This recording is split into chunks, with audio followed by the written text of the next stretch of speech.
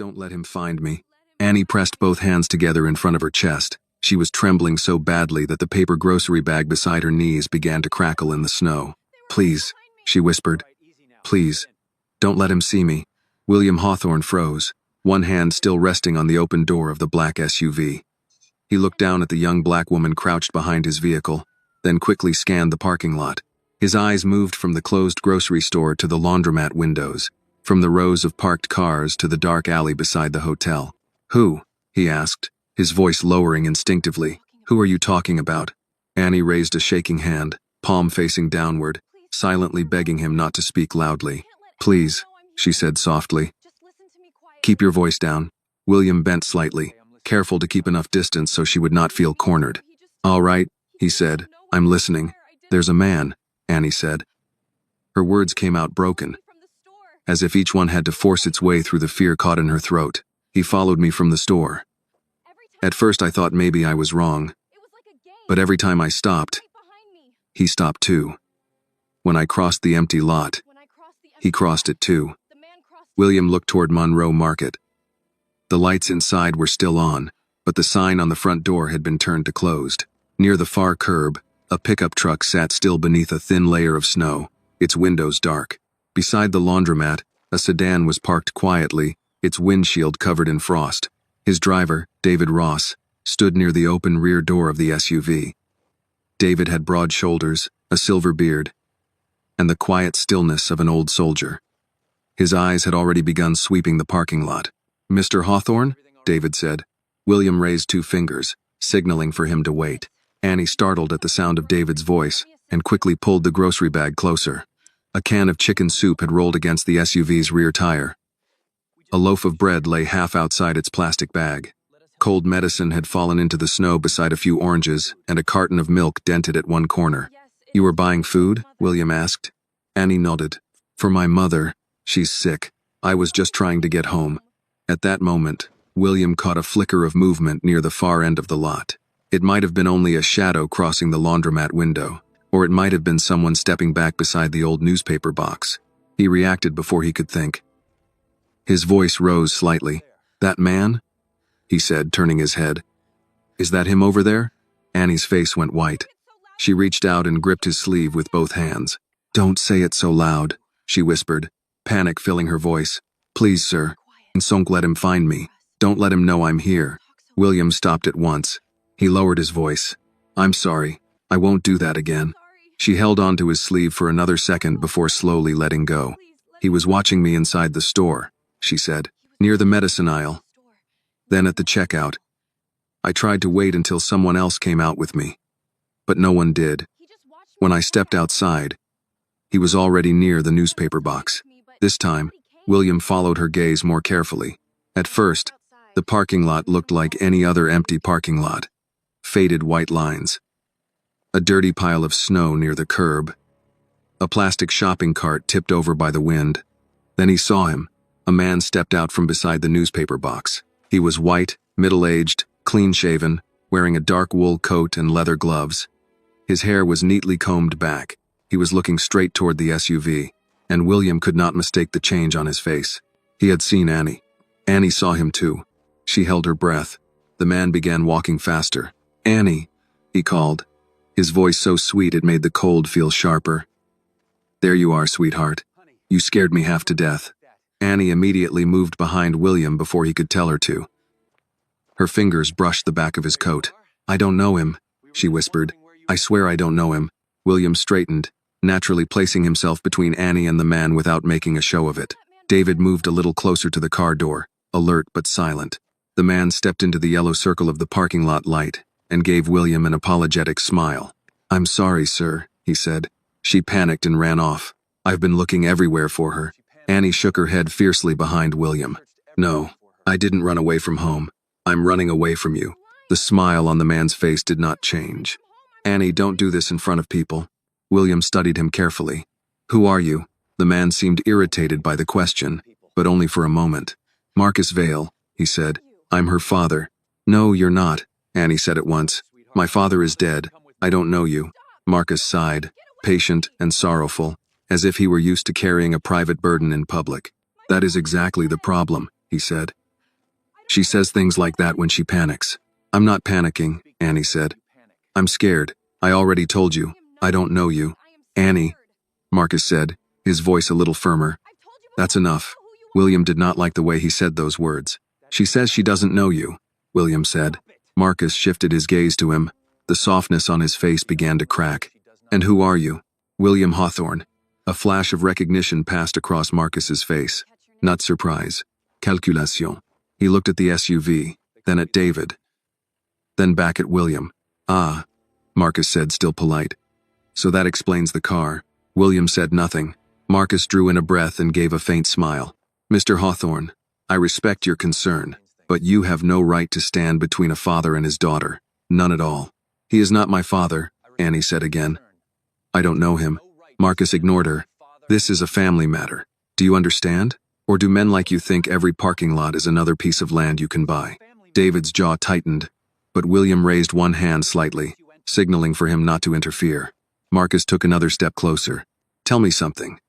What exactly do you plan to do here? Put my daughter in your car? Drive away with her? Do you want your name on the morning news? Billionaire kidnaps daughter from her father outside a grocery store?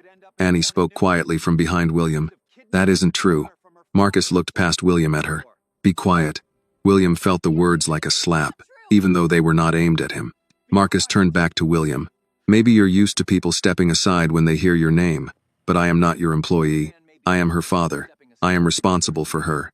She is having an episode, and I am trying to get her home before she hurts herself or someone else. I'm not having an episode, Annie said, her voice shaking more now. I went to buy soup. My mother is sick. I don't know this man. I have never lived with him. I have never called him Dad. Please don't believe him. Marcus's face tightened. See, that is exactly what I mean. When she gets worked up, she starts inventing things. She is pretending not to know you? William asked. She is confused. No, Annie said. I am not confused. I know my name. I know my mother's name. I know where I live. And I know I had never seen this man until he started showing up around my mother. For the first time, Marcus looked directly into her eyes with no softness at all. You should be careful about what you say. Annie stepped back. Mr. Hawthorne, Marcus said, spreading his hands as though he were trying to sound reasonable. You are being used. Yes, she is afraid. But she is not afraid of me. She is afraid because she is not well and does not understand what is happening. If you interfere, you will make things worse. And frankly, you will drag yourself into a very ugly situation. William knew what Marcus was doing.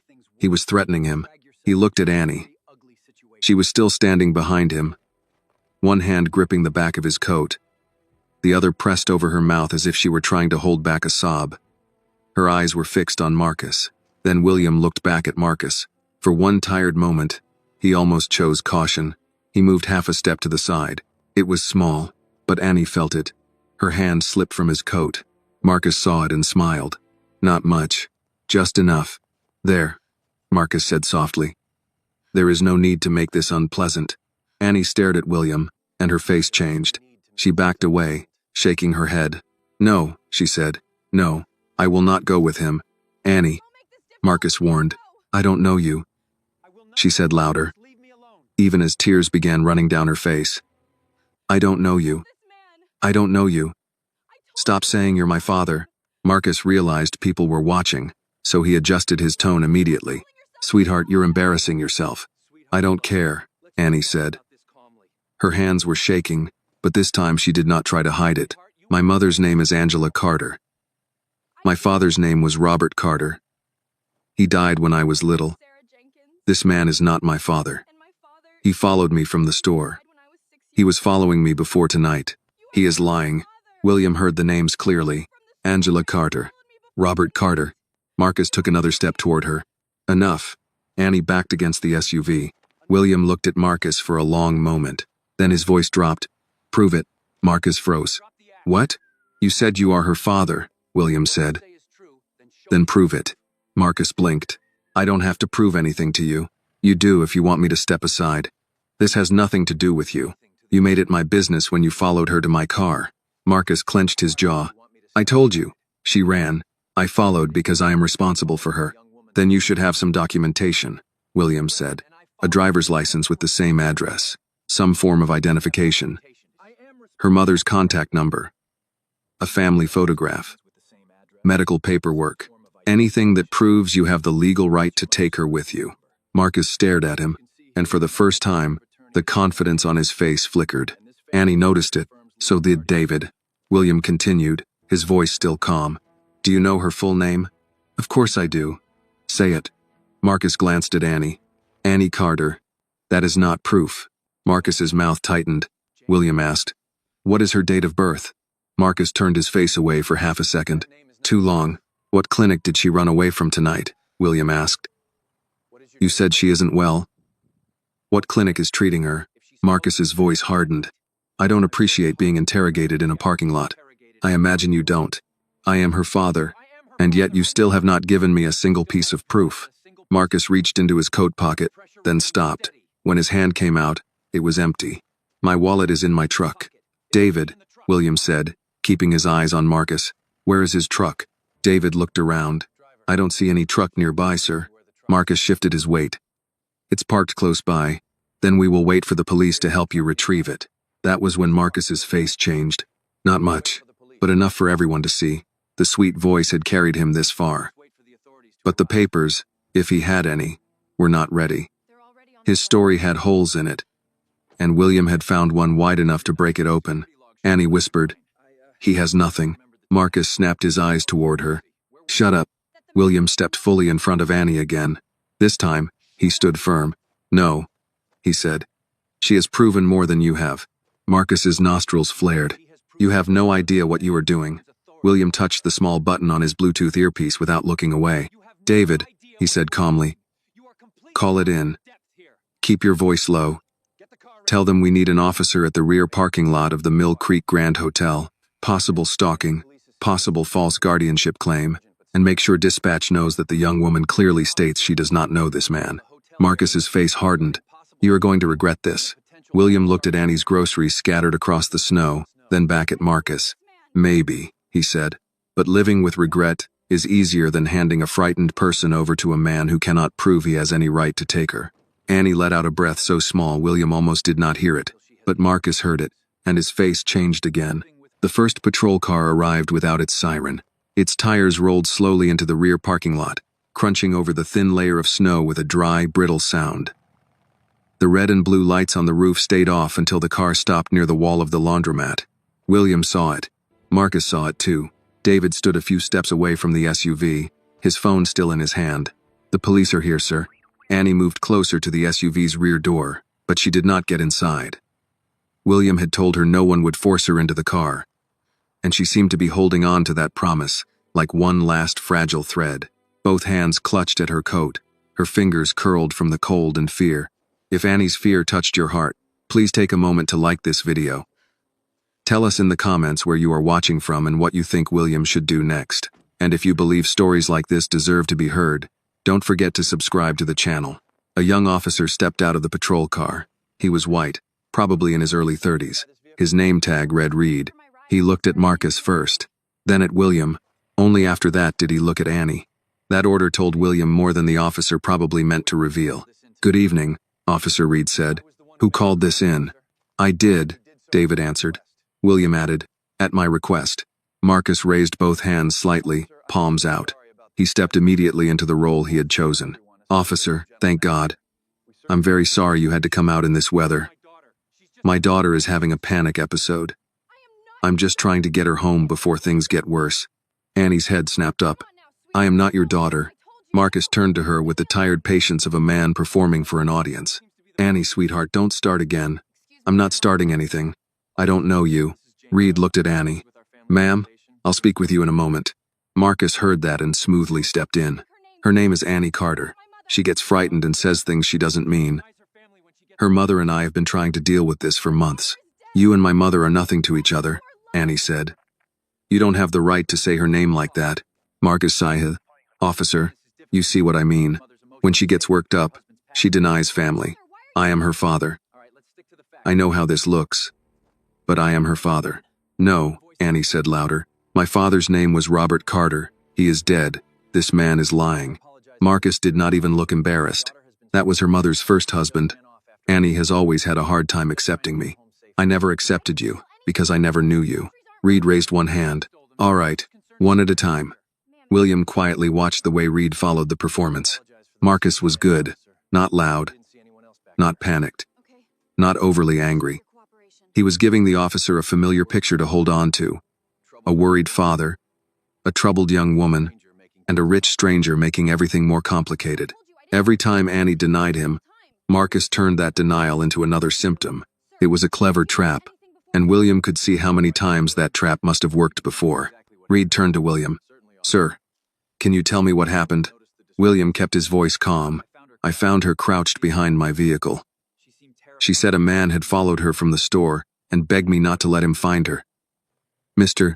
Vale approached, claimed to be her father, and she immediately denied knowing him.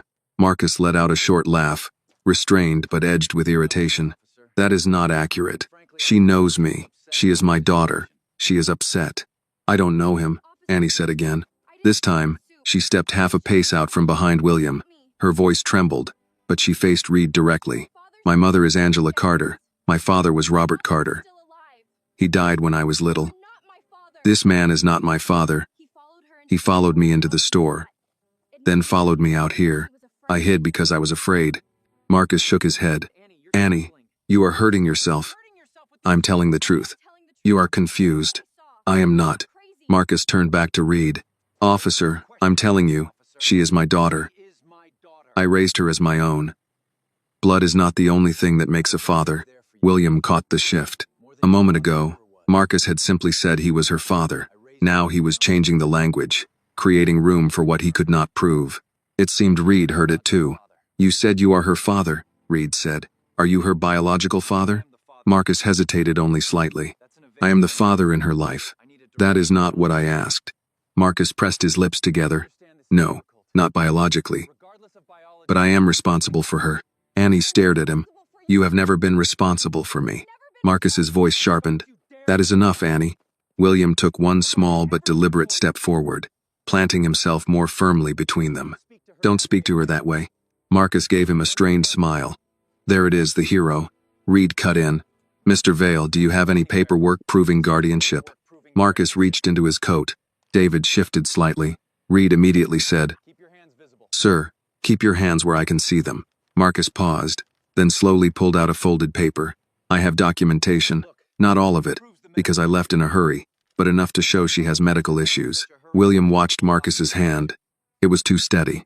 Too steady for a man who had just claimed he had been frantically searching for his missing daughter in the snow. Reed took the paper and held it into the beam of his flashlight. What is this? Discharge paperwork, Marcus said. From a clinic. Annie stared at the paper. I did not go to any clinic tonight. Marcus ignored her. When she is in this state, she doesn't always remember clearly. William said, Officer, may I point something out? Reed glanced at him. Go ahead. She is standing here clearly telling you who her mother is, who her father is, why she went to the store, and what she bought. He has changed his statement from saying he is her father to saying he is the father in her life. So far, he has not produced any current, verifiable documentation proving legal authority over her. Marcus turned his head slowly. You should stop speaking as if you understand my family. She says she is not your family, William replied. For the first time, Marcus's voice rose. She is my daughter. Annie stepped back as if the words themselves had pushed her. Reed looked up from the paper. Mr. Vale. Marcus immediately collected himself. He lowered his voice and placed one hand over his chest. I'm sorry. I'm exhausted. I have been looking for her in the snow. You cannot imagine what it feels like to love a child who turns against you because of illness. I am not sick, Annie said. I only went to buy soup. Reed looked down at the paper again. What clinic did she leave? Northside Behavioral Treatment Center. There is no Northside Behavioral Treatment Center in Mill Creek, Annie said. Marcus answered too quickly. It's outside town. Outside town where? Reed asked. Marcus hesitated. The moment was brief, but in that brief moment, the lie lost some of its smoothness. The Lancaster area, that is more than an hour away. Reed said.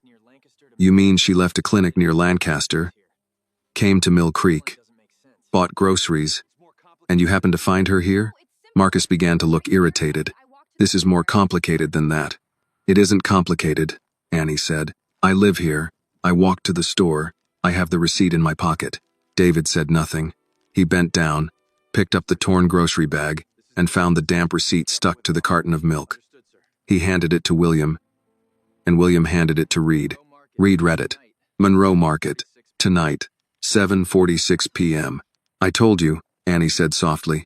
Marcus smiled at the officer, but sweat had begun to bead along his hairline despite the cold. Officer, a grocery receipt does not prove she is well. It also does not change the fact that she is my daughter and I am trying to keep her safe. You keep repeating that, William said. Because it is true. Then prove it. Marcus's eyes snapped to him. Reed folded the receipt carefully. Miss Carter, do you have identification? Annie reached into her coat pocket with a trembling hand. Reed watched her hand but did not tell her to stop. She pulled out a state ID and handed it to him. Reed looked at the card, then at her. Annie Carter, address on Maple Street? Yes. Is your mother at that address now? She should be. She's sick. She didn't answer when I called. Marcus cut in. Because Angela is not well enough to handle this tonight. She has a fever, and she is confused too. That is why I had to come looking for Annie. Annie turned sharply toward him. You came here because my mother told you to stay away from us. The parking lot suddenly went quiet. Reed looked from Annie to Marcus. Is that true? Marcus lowered his voice again. Angela and I have had disagreements. Every family does. You are not my family, Annie said.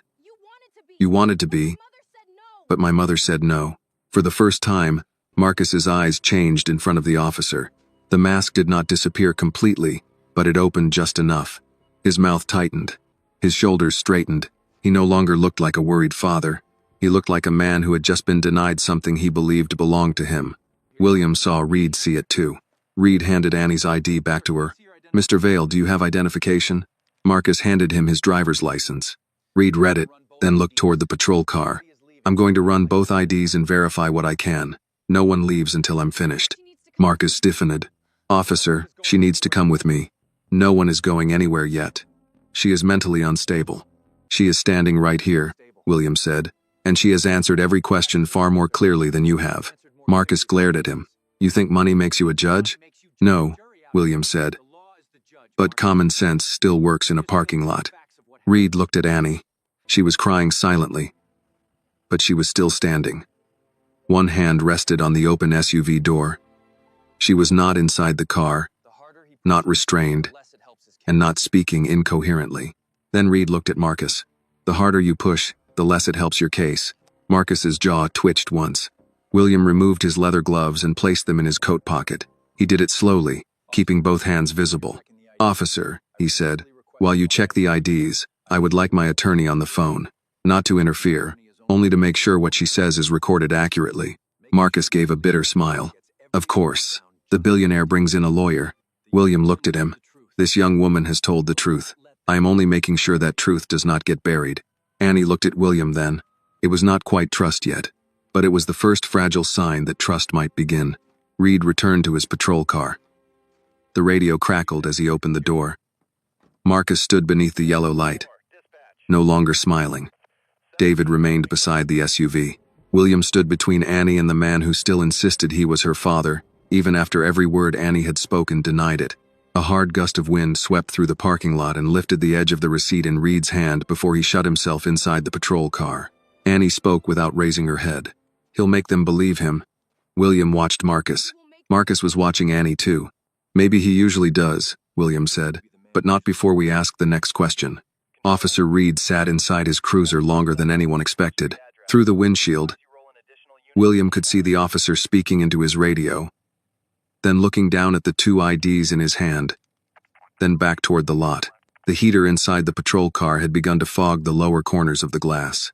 Outside, the rest of them stood in the cold with their breath rising and fading, 4 people held in place by a story that had not yet decided who owned it. Marcus kept his hands visible, but his eyes did not rest. They moved to Annie, to William, to David, to the hotel door, then back to the cruiser. He was not pacing. Pacing would have shown nerves. Instead, he stood still with the discipline of a man who understood how to appear patient while everything inside him adjusted. Annie noticed too. He's thinking, she whispered. William did not look away from Marcus. About what? What to say next? There was no bitterness in her voice. Just knowledge. That troubled William more than panic would have. David stood near the SUV, the rear door still open, one hand resting on the roof. Miss Carter, you can sit inside if you're cold. Door stays open. Annie shook her head. I don't want him saying I got in willingly. David glanced at William. William gave a slight nod. She was right to think that way. Marcus had already turned groceries into instability and fear into illness. A car door could become a kidnapping if the wrong man described it first. Marcus heard enough to smile. See, officer? He called toward the cruiser, though Reed could not hear him through the glass. This is what she does. She builds stories around everything. William turned his head. You're speaking to me now. Marcus's smile sharpened. No, Mr. Hawthorne. I'm speaking near you. There's a difference. Annie pulled her coat tighter. Please stop talking to him. I'm not afraid of him, William said softly. I know, she said. That's not why. He looked at her then. She kept her eyes on the ground. He likes it when people argue. He gets them mad. Then he acts calm. Then they look crazy. And he looks normal. William felt something cold move through him that had nothing to do with the weather. Caroline had once described that exact thing. Though not in those words, she had said, he waits until I'm crying, then asks why I'm hysterical. William had been too young or too proud to understand that some people did not win arguments by being right. They won by arranging the room so the other person looked wrong. Reed opened the cruiser door and stepped out. Marcus straightened at once, turning his face back into concern. Officer? Reed walked toward them slowly, one hand resting near his belt, not on his weapon.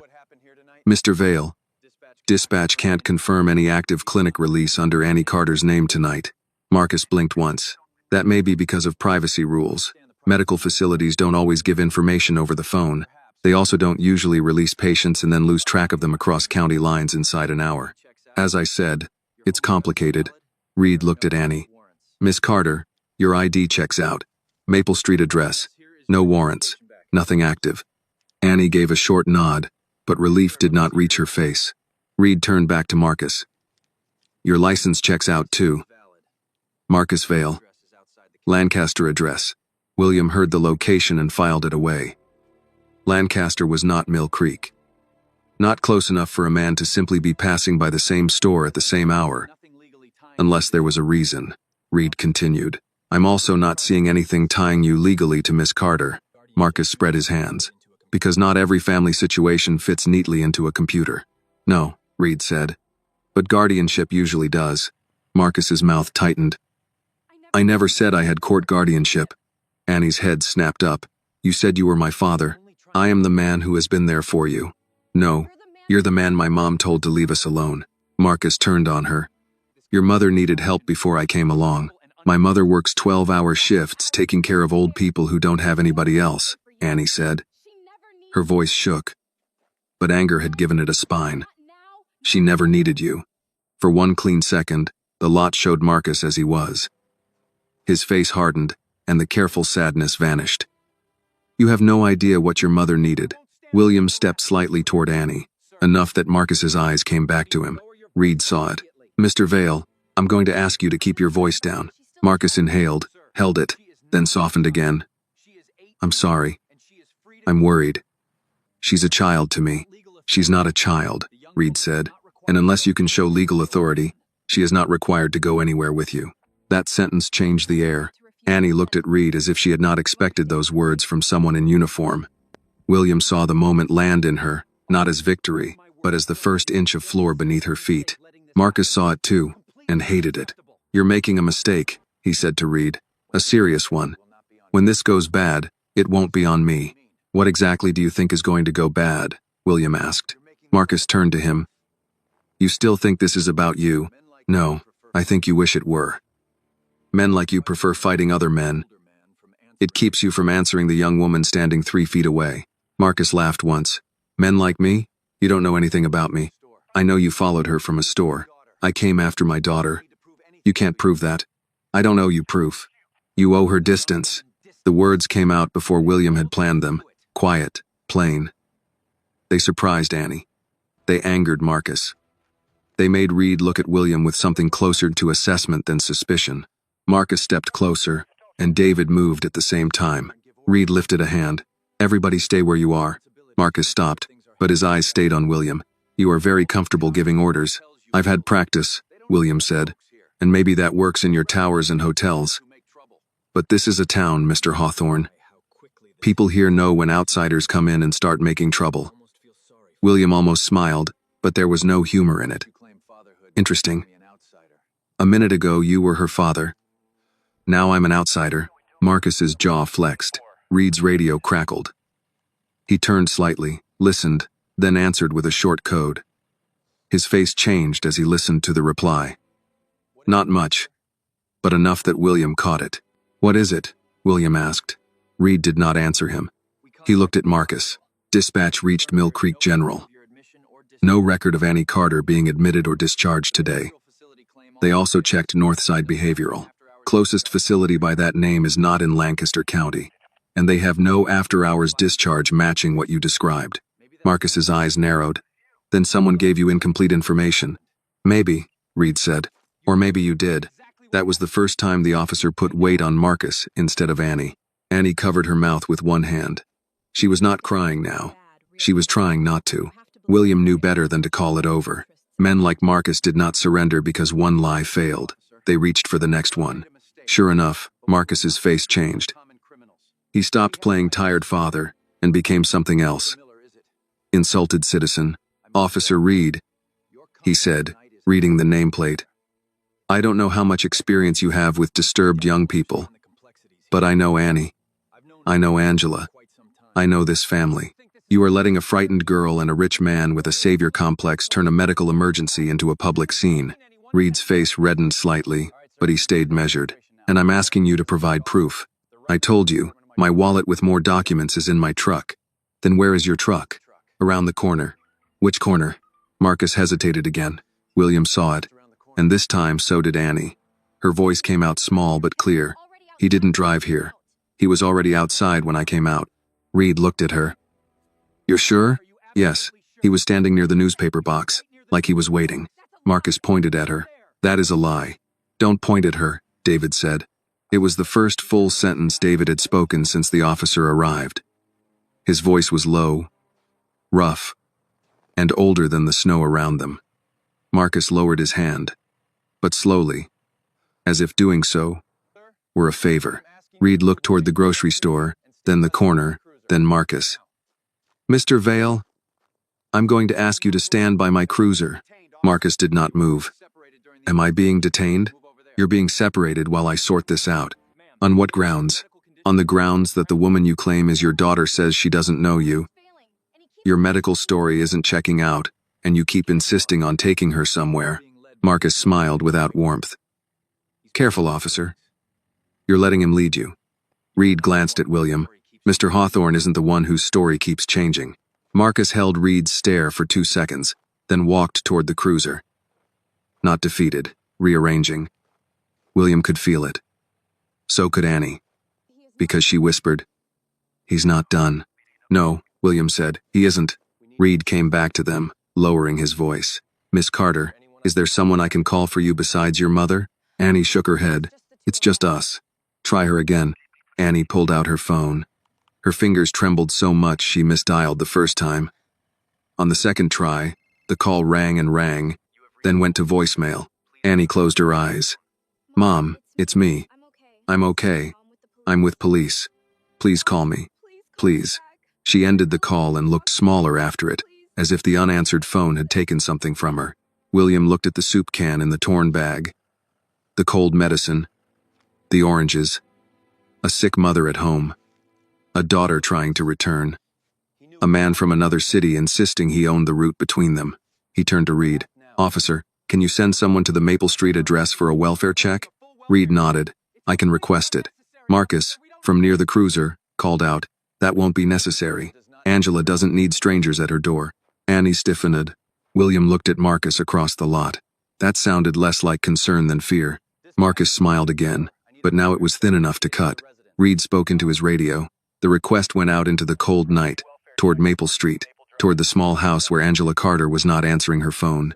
Annie stood beside the open SUV door and whispered, almost to herself, "Please pick up, Mom." No one answered that prayer in the parking lot. Not yet. The call to Maple Street changed Marcus more than the questions had. He stood near the patrol car with his arms folded, trying to look like a patient man being unfairly delayed, but his eyes kept going to Officer Reed's radio. Every time it crackled, his jaw moved. William watched him and understood something useful. Marcus was not afraid of being challenged in the parking lot. He was afraid of what might be found somewhere else. Reed noticed it too. He kept his body angled so he could see Marcus and Annie at the same time. "Unit 3 is heading to Maple Street," Reed said. "They'll knock, check on Angela Carter, and report back." Marcus gave a short laugh. "At this hour, she's sick. You're going to frighten her because a stranger with money decided to play detective?" Annie stepped forward before William could answer. "You don't get to worry about my mom." Marcus's face softened at once, but it was only for the officer. "Annie, sweetheart, I have worried about both of you for a long time." "No," she said. "You watched us. That's not the same thing." The words landed cleanly. Reed looked at Marcus, waiting for him to respond. Marcus did not. He looked past Annie toward the road, where snow blew in thin sheets across the entrance to the lot. William's phone vibrated. The screen showed Harold Finch. He answered on the first ring. "Harold, I'm on speaker?" "No." "Good. Don't put me on. Tell me what's happening." William turned slightly away from Marcus, keeping his eyes on Annie. "Officer on scene. Man claims to be her father. No proof. Medical story isn't checking out. She says her mother is sick at home. Officer has sent a unit there." Harold was silent for half a second. He was 62, cautious to the point of irritation, and had saved William from enough lawsuits to earn the right to speak plainly. "Is the young woman an adult?" "Yes." "Then no one takes her anywhere unless she consents or police have lawful grounds." "Does the man have guardianship papers?" "Not so far." "Then keep her visible. Keep your hands to yourself. And do not put her inside your vehicle, unless the officer instructs it, or there is an immediate threat. You understand me?" "I do." "And William?" "Yes?" "Do not let pride get involved. Men like this want you angry." William looked at Marcus. "I've been warned." Harold exhaled. "I'll start checking Marcus Vale. Text me a photo of his license if you can get it lawfully. And ask the officer if a female detective or supervisor can respond. A stalking claim with a disputed identity should not be handled like a runaway teenager. She says he followed her. Then use that word, followed, not family argument, not misunderstanding." William ended the call and stepped back toward Reed. "Officer, my attorney advises that this be treated as a possible stalking incident until verified. He also suggests calling a supervisor or detective, preferably someone familiar with harassment cases." Marcus clapped once, softly. "Beautiful. Now the attorney is giving orders to the police." Reed looked at him. "He made a request. I'll decide what to do with it." Marcus smiled. "Of course." Reed lifted his radio and requested a supervisor. His voice stayed flat, but William could hear the shift in him. The officer was no longer trying to smooth over a family dispute. He was building a record. Annie stood near the SUV, staring at her phone. She had called her mother 3 more times. No answer. Each failed call seemed to pull her inward. William moved closer but kept a respectful distance. "Annie."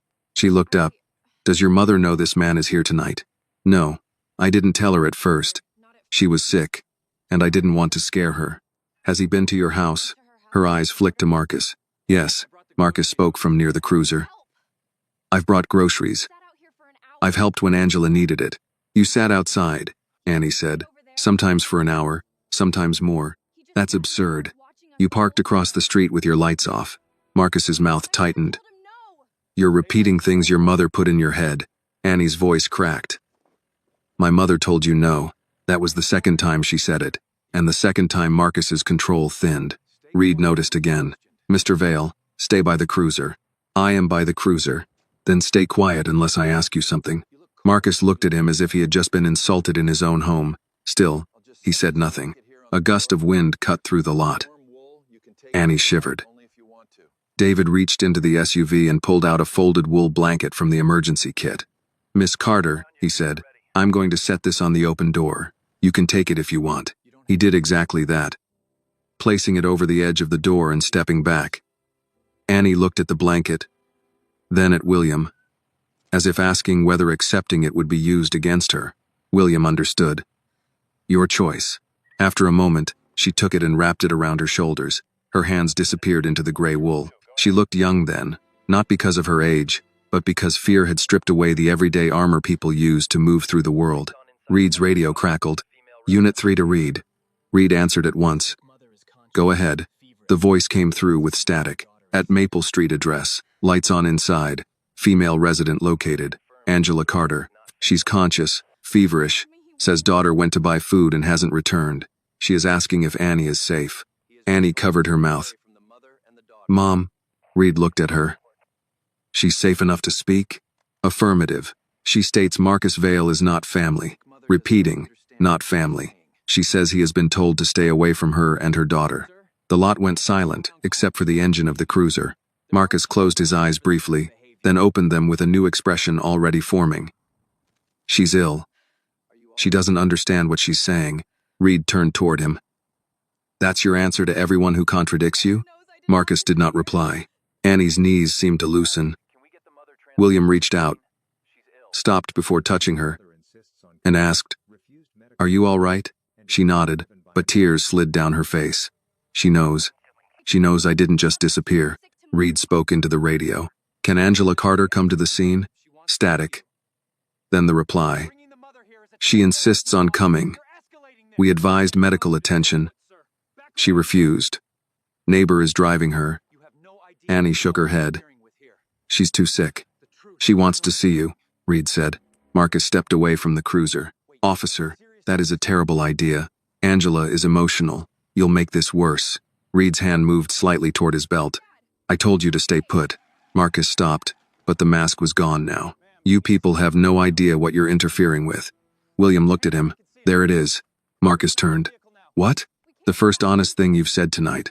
Before Marcus could answer, another set of headlights appeared at the entrance to the lot. Not a patrol car this time. An older blue sedan, moving too fast for the slick pavement, braked hard beside the market. The driver's door opened first, then the passenger door.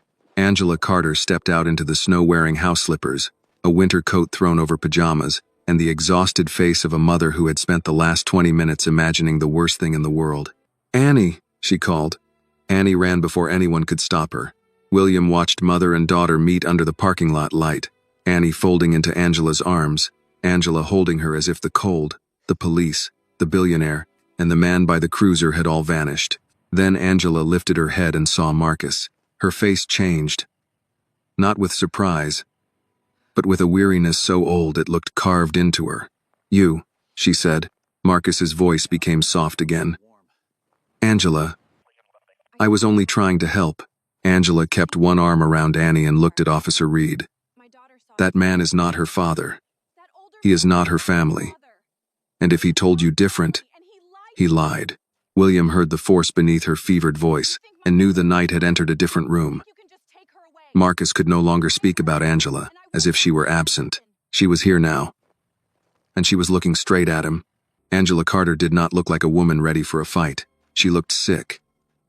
Her hair was pulled back in a loose scarf, her coat was buttoned wrong, and the slippers on her feet were already wet from the snow. She had one arm wrapped around Annie and the other pressed against her own ribs as if holding herself upright took effort. But when she looked at Marcus Vale, there was no weakness in her eyes. Officer Reed stepped closer. Ma'am, I'm Officer Reed. I need to ask you a few questions. Angela nodded once without taking her eyes off Marcus. Ask. Marcus gave a quiet sigh. Angela, you should be in bed. You're feverish. You don't know what you're saying. I know exactly what I'm saying, Angela said. You are not Annie's father. You are not her stepfather. You are not her guardian. You are a man I told to leave us alone. Annie clung tighter to her mother. Reed looked at Marcus. You told me you were her father. Marcus lifted his hands again, but this time the gesture had less grace. In every way that matters, I've helped this family. I've been there when Angela couldn't manage things. Angela let out a tired laugh, and there was no humor in it. You mean when you showed up at my job after I stopped answering your calls? When you parked across from my house until midnight? When you told my supervisor I was unstable because I wouldn't go to dinner with you, Marcus's mouth tightened. That is not what happened. It is exactly what happened. William stood a few feet away, listening. He noticed Annie's face as Angela spoke. The fear was still there, but something else had joined it. Confirmation. Not relief yet. Relief was too expensive for people who had been frightened too long, but Annie was hearing her mother say out loud what Marcus had tried to turn into confusion. Reed took out a small notebook. Mrs. Carter, has Mr. Vale been told not to contact you? Yes. By you directly? Many times. In writing? Angela hesitated, and Marcus saw it. His voice softened at once. You see, officer? There's no order, no paperwork, just misunderstandings and emotions. Angela turned to him. There are text messages. Marcus went still. William caught it. So did David. Reed looked up. You have messages? In my phone. Some from his number? Some from numbers I didn't recognize until he used the same words in person. I didn't always save them. I was tired. I thought if I ignored him, he'd get bored. Marcus shook his head. This is embarrassing. Angela, please, don't do this to yourself. To myself? She said. You followed my daughter. I found her. You followed her. She was wandering alone at night. She was buying soup for me. That stopped him for a beat. Annie bent and picked up the torn grocery bag. Her hands shook, but she held it out like evidence. I bought chicken soup, cold medicine, oranges. I was going home. Reed took the bag gently, looked inside, then gave it back. I have the receipt. Angela looked at Annie, then at the soup can wet with melted snow. And something in her face broke for half a second. She pulled her daughter close again. Baby, I'm sorry. No, Annie said into her coat. Don't be. Marcus watched them, and the look on his face changed in a way William did not like. Not sadness. Not shame. Ownership denied. Reed's radio crackled, and he stepped aside to answer. Angela swayed slightly. William moved half a step forward, but stopped before touching her. Mrs. Carter, he said, would you like to sit in the SUV while Officer Reed sorts this out? The door will stay open. Angela looked at him for the first time, really looked. She saw the coat, the car, David.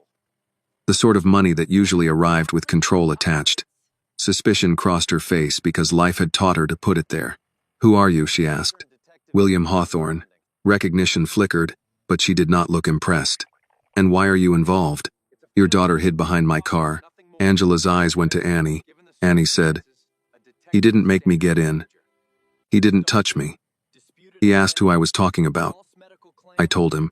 Angela looked back at William. Thank you for not handing her over. The words were simple, but they carried weight. William accepted them with a small nod. She was very clear about not knowing him. Marcus laughed under his breath. Of course she was. She's been coached. Angela's head turned slowly. By who, Marcus? Me? While I was home with a fever? Waiting for my daughter to bring me dinner? Marcus looked toward Reed, who was still speaking into the radio. Officer, I'd like it noted that she is hostile and emotionally unstable. William's expression changed. There it is again. Marcus looked at him. Excuse me? Every woman who contradicts you becomes unstable. Angela's eyes moved to William, then back to Marcus. That's how he does it. Reed returned. A supervisor is on the way. Detective Bennett is also responding from the north side. Marcus's face tightened. A detective? For what? A family disagreement? Reed answered without heat. For a possible stalking complaint, disputed identity, false medical claim, and conflicting statements about guardianship. Marcus stared at him. You're making this bigger than it is. No, Angela said. It was always this big. People just kept trying to make it small. That sentence settled over the lot. William felt it the way he had felt truth in rooms where everyone else wanted numbers instead. Reed turned to Annie. Miss Carter, do you have your phone? Annie nodded. Do you have anything from Mr. Vale? Messages, photos, calls? She hesitated. Her thumb pressed against the side of the phone in her pocket. William could see the conflict. Evidence was safety, but it was also exposure.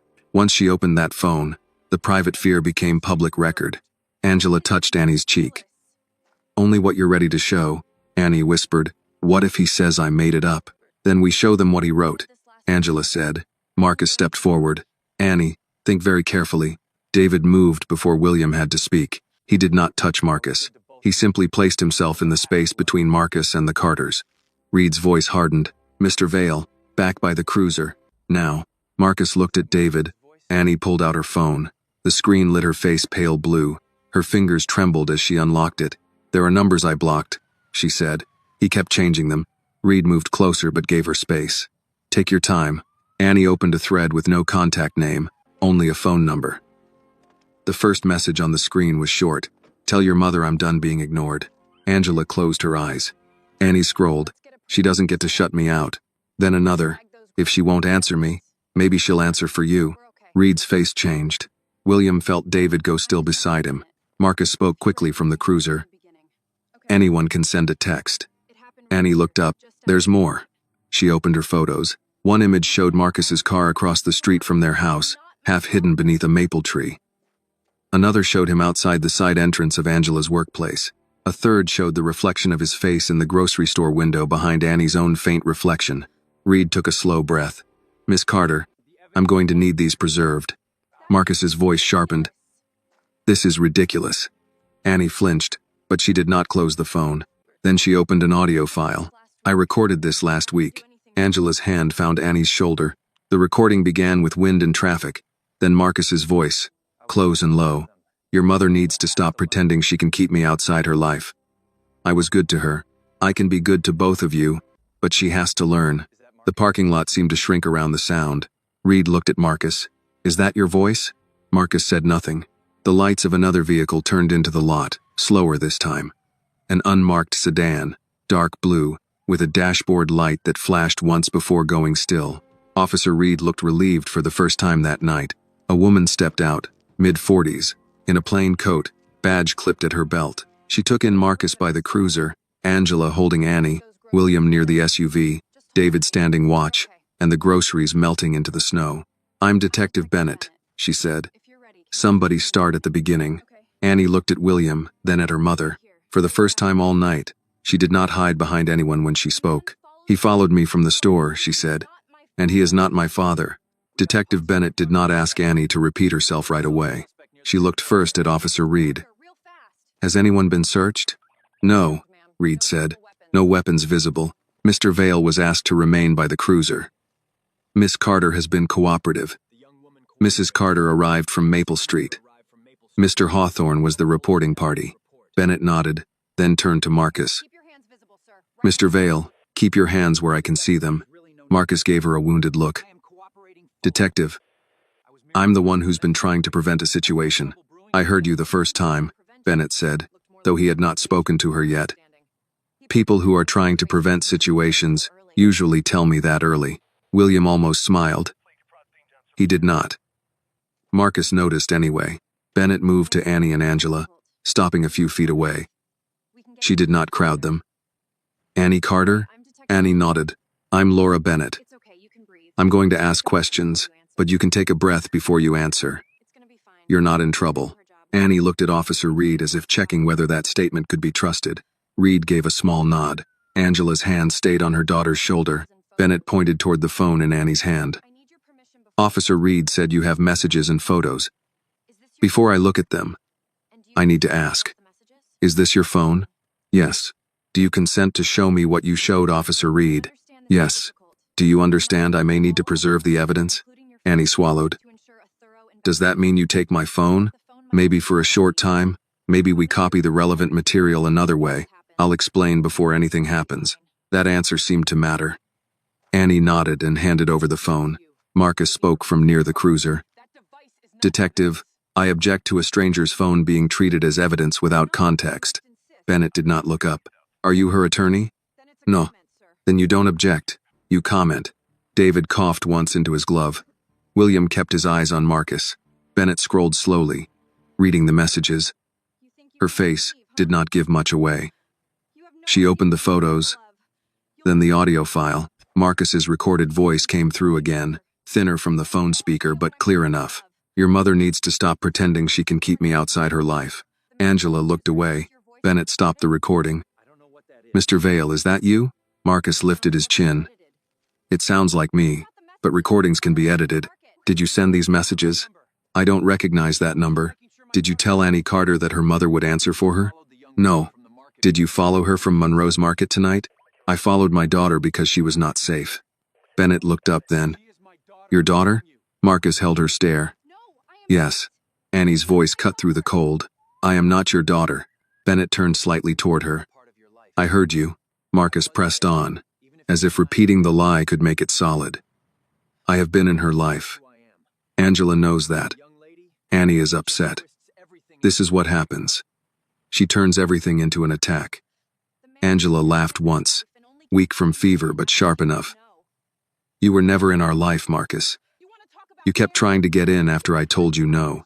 That is not fair. No, Angela said. What's not fair is you making my child hide behind a stranger's car. Bennett handed the phone back to Annie for the moment. Mrs. Carter, I need to understand the history. How do you know Mr. Vale? Angela took a breath.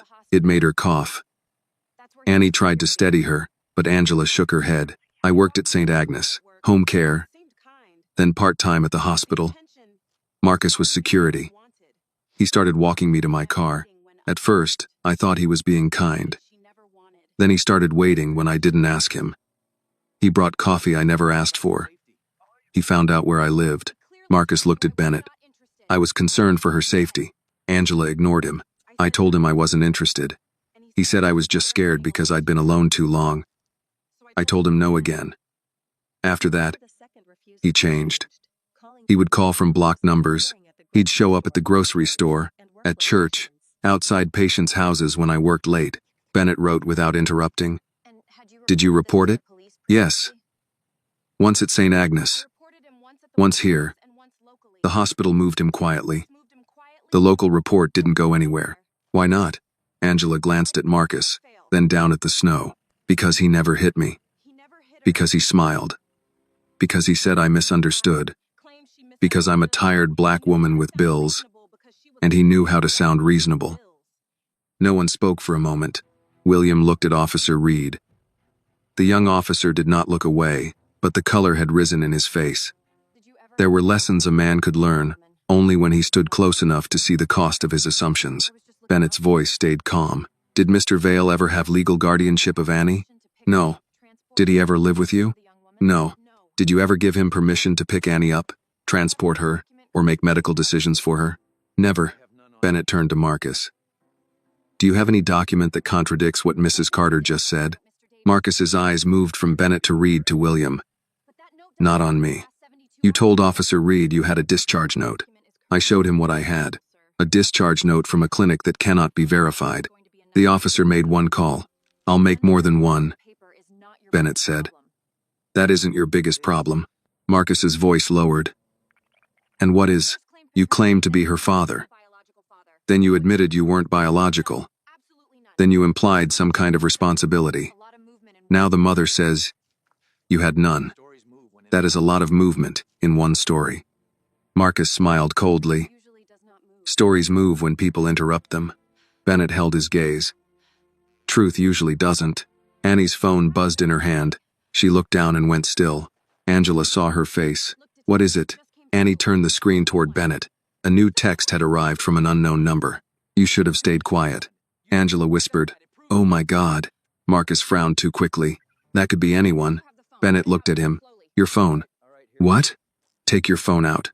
Slowly. Marcus hesitated. Reed stepped closer. Do it. Marcus pulled his phone from his coat pocket. His movements stiff now. Bennett held out her hand. Unlock it. I don't consent to a search. I'm not searching it yet. I'm asking you to show me whether you just received or sent a message. No. Bennett nodded once, as if she had expected that. Officer Reed, note the refusal. Reed did. Annie looked at William. He has other numbers. I blocked some. He just uses new ones. Bennett asked, do you still have the blocked list? Yes. Good.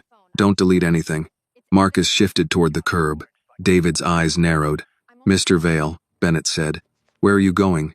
Nowhere. I'm cold. So is everyone else. A second police vehicle pulled in, this one with lights flashing once before going dark. An older officer stepped out and spoke briefly with Reed. Bennett looked at Angela's slippers, then at Annie's shaking hands. "We're moving this to the station," Bennett said. Annie stiffened. "Do I have to ride with him?" "No," Bennett said. "You do not ride with him. You and your mother can ride with Officer Reed, or an ambulance if you want medical attention." Angela shook her head. "No ambulance. I'm not leaving Annie." William spoke carefully. "Detective, my driver can follow. My attorney is already involved." Marcus scoffed. "Of course he is." Bennett looked at William. "You can follow, but you don't question witnesses and you don't turn my station into a conference room." "Understood." Marcus stepped forward. "Detective, this is absurd. You're letting a billionaire and two emotional women build a case out of nothing." Bennett turned back to him. "No, Mr. Vale. I'm letting everyone speak where there are cameras, records, and fewer shadows." Marcus's face tightened. Annie held her mother's arm as Reed guided them toward the cruiser. She paused beside the torn grocery bag in the snow. The soup, bread, and oranges were ruined now. William saw her looking. He bent, picked up the bag, and handed it gently to David. "Keep it." David nodded. Annie watched the small act and whispered, "It was for my mom." William met her eyes. "Then we won't let him turn it into something else." For the first time, Annie did not look away. Marcus was placed near the second patrol car, not cuffed yet, but watched. Bennett stood beside him, speaking low enough that William could not hear. Whatever she said made Marcus's face go blank. As the cruiser doors closed, William looked across the lot at the yellow light, the market windows, the wet tire tracks, and the place behind his SUV where Annie had hidden. 10 minutes earlier, it had been only a parking space. Now it felt like the first page of a record someone had tried very hard to keep from being written. David came to his side. "Station?" William buttoned his coat against the wind. "Station." The patrol car carrying Annie and Angela pulled out first. Marcus watched it leave with an expression William recognized from men who had lost a negotiation they believed they owned. Then Marcus looked at William and smiled. It was small, almost polite, but it carried a promise. William got into the SUV and closed the door. The warmth inside felt wrong after the cold. David started the engine and followed the police lights toward downtown Mill Creek, while behind them, the grocery receipt lay sealed in an evidence sleeve on Officer Reed's front seat, damp but readable, refusing to become part of Marcus Vale's story. The Mill Creek police station sat 2 blocks off Main Street, a low brick building with a flagpole out front and salt stains along the walkway. At that hour, it looked less like a place of justice than a place that had stayed awake too long. Fluorescent lights spilled through the front windows. A vending machine glowed in the lobby. Somewhere inside, a phone rang twice and stopped. William's SUV pulled in behind Officer Reed's cruiser. David parked without blocking anyone and killed the engine. For a moment, neither man got out. Through the windshield, William watched Annie step from the patrol car with one hand around her mother's arm. Angela was trying to stand straight, but fever had taken some of the strength from her legs. Annie saw it and shifted closer, letting her own shoulder carry part of her mother's weight. The girl had been shaking in the parking lot, but now she was steady for Angela. That was the way fear worked in families, William thought. Children learn to be strong in the wrong direction. David glanced at him. "You want me inside?" "Yes, but stay back unless I ask." "You think Vale's got somebody here?" "I think a man who lies that smoothly has practiced in front of people who believed him." David nodded once. Then we watched the people, not just him. They got out. Marcus arrived in the second patrol car, still uncuffed, though an older officer stood close enough to make the point. He stepped onto the pavement and adjusted his coat as if he were arriving for an appointment, not being escorted to answer questions. When he saw William, he smiled. "Still here?" Marcus said. William walked past him. "You sound disappointed." "I sound surprised. Men like you usually send someone else once things get inconvenient." William stopped at the door and looked back. "I did. His name is David." David gave Marcus a flat look, then opened the station door for Annie and Angela. Inside, the air smelled of burnt coffee, copier toner, and wet wool. A Christmas wreath still hung behind the front desk, though January had already begun to wear thin. An older dispatcher sat behind glass, reading from a monitor. She looked up at Angela's slippers, Annie's pale face, Marcus's polished calm, and William's expensive coat, then decided not to react to any of it. Detective Bennett took control before the lobby could become another stage for Marcus. "Mrs. Carter, Miss Carter, this way. Officer Reed, get them water and see if we have a blanket." "Mr. Vale." You'll wait in interview 2. Mr. Hawthorne, lobby for now. Marcus turned to Bennett. I'd like to make a statement first. You'll get your chance. I'm making one now. This woman is sick, her daughter is unstable, and that man inserted himself into a family matter he doesn't understand. Angela stopped walking. Annie's grip tightened on her arm, but Angela turned around. Say it again, Marcus. Bennett watched but did not interrupt. Marcus softened his face. Angela, I don't want to embarrass you. You already did when you followed my child. I was trying to bring her home. She has a home. With a mother who can barely stand up tonight. Angela let out a slow breath. That's your trick. You take somebody's hardest day and call it their whole character. For the first time since William had met him, Marcus had no immediate answer. Bennett stepped between them. That's enough for the hallway. Mrs. Carter, with me. Angela turned away, but the effort cost her. Annie put both arms around her waist. Reed appeared with a gray blanket and guided them to a small interview room with a round table, 3 chairs, and a box of tissues that had seen too much use. William remained in the lobby, where he could see through the open blinds but not hear everything. He did not like it. Money had trained him to enter rooms, to sit at tables, to have his name move barriers out of the way. This time, the barrier was proper procedure, and for once he respected it. His phone buzzed. Harold Finch. William answered quietly. We're at the station. Good. Do not give a statement without me on the line. I'm a witness, Harold, not a suspect. You're a rich witness who stood between a man and the girl he claimed was his daughter. That makes you useful to one side and dangerous to the other. Be careful. William looked through the glass as Bennett sat across from Annie and Angela. Reed set water on the table. Annie kept the phone in both hands. Start checking St. Agnes, William said. Marcus Vale worked security there. Angela Carter says he followed her after she rejected him. There may have been a complaint. I'm already on it. William paused. How? You said his name in the parking lot. I listen when clients speak. Find out if he left quietly. That usually means yes. Across the lobby, Marcus sat in the open doorway of interview 2. He leaned back in the chair, one ankle resting over the other knee, acting inconvenienced. But he was watching Annie's room through the blinds. When Annie moved, his eyes moved. When Angela coughed, his mouth tightened. William turned away before he gave Marcus the argument he wanted. In the interview room, Bennett placed a small recorder on the table. This is Detective Laura Bennett. Present are Angela Carter and Annie Carter. Time is 9:12 p.m. Both parties are here voluntarily. Annie, I'm going to ask you again. Do you know Marcus Vale? Annie's voice was low, but it carried enough for William to catch pieces through the cracked door. I know who he is. I don't know him like he says. He's not my father. He never lived with us. He never took care of me. Bennett nodded. When did you first see him? At my mom's work. Maybe 2 years ago. He would talk to her in the parking lot. She didn't like it. But she was polite because that's how she is. Angela looked down. Annie went on. Then he started showing up other places. Grocery store. Church. Once at the bus stop. He said he was just checking on us. Did he ever threaten you directly? Annie looked at her mother before answering. Angela whispered, "Tell it." Annie unlocked her phone.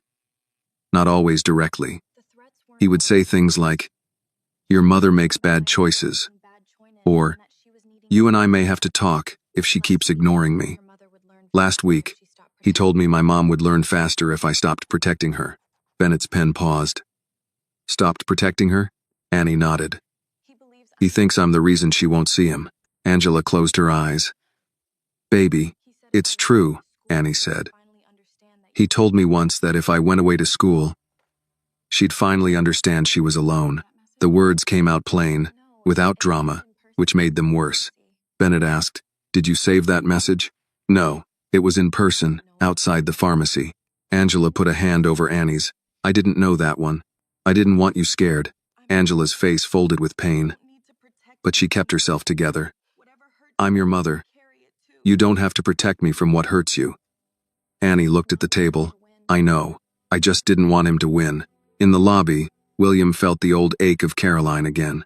All the things people hid to spare, the ones they loved. All the ways silence dressed itself as protection. Bennett leaned back. Mrs. Carter, I'm going to ask you something directly. Did you ever invite Marcus Vale into your family in any parental role? No. Did Annie ever call him Dad? Never.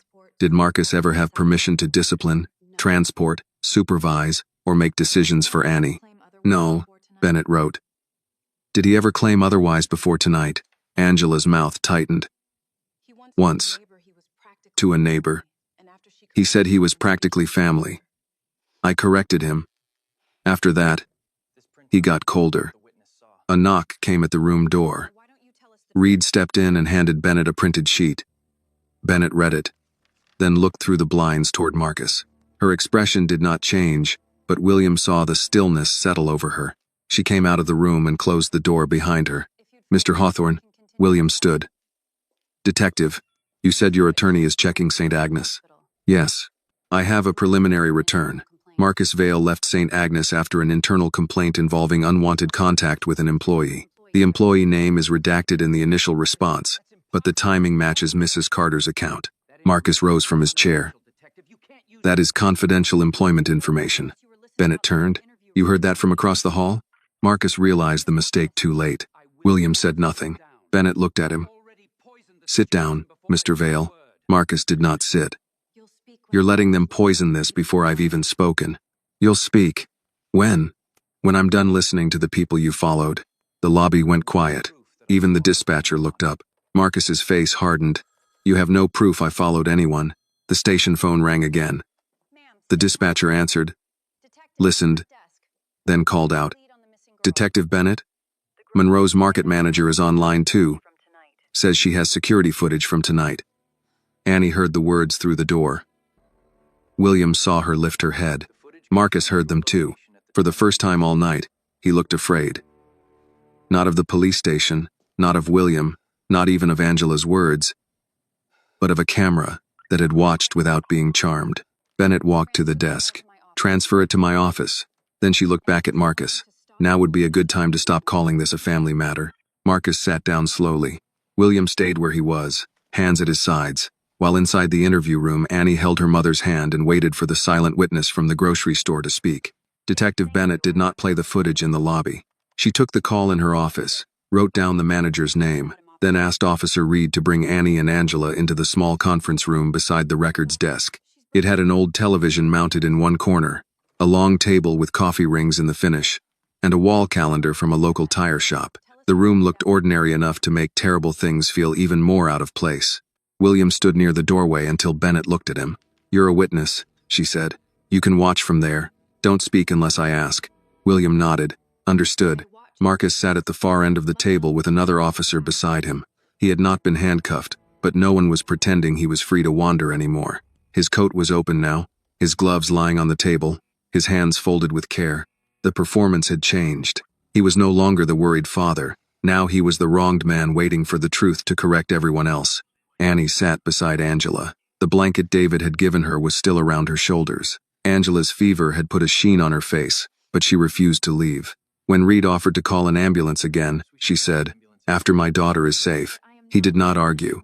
Bennett inserted a flash drive into the television side port. The store manager sent the front door camera and aisle camera. Timestamps matched the receipt. Marcus leaned back. A camera won't show what was in anyone's mind. No, Bennett said. But it can show where your feet were. The first video opened with a view of Monroe's Market from above the register. The image was grainy but clear enough. Annie entered frame carrying a handbasket. She wore the same brown coat and gray knit cap. She went first to the soup aisle, then to the medicine shelf.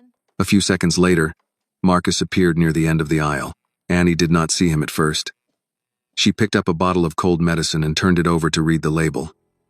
Marcus stopped where he could see her without appearing to stand directly behind her. He took out his phone, looked at it, then looked back at Annie. Angela whispered, God. Annie stared at the screen without blinking. Marcus's voice was calm. People shop in stores, Detective. Bennett did not answer. She let the footage run. Annie moved to the bread shelf. Marcus moved too, keeping one aisle between them. When she paused, he paused. When she looked over her shoulder, he turned toward a display of paper towels as if he had been interested in them all along. William heard David shift behind him in the hall. The old soldier saw the pattern. So did everyone else. Bennett clicked to the next camera. It showed the checkout area. Annie stood at the counter while an older clerk rang up.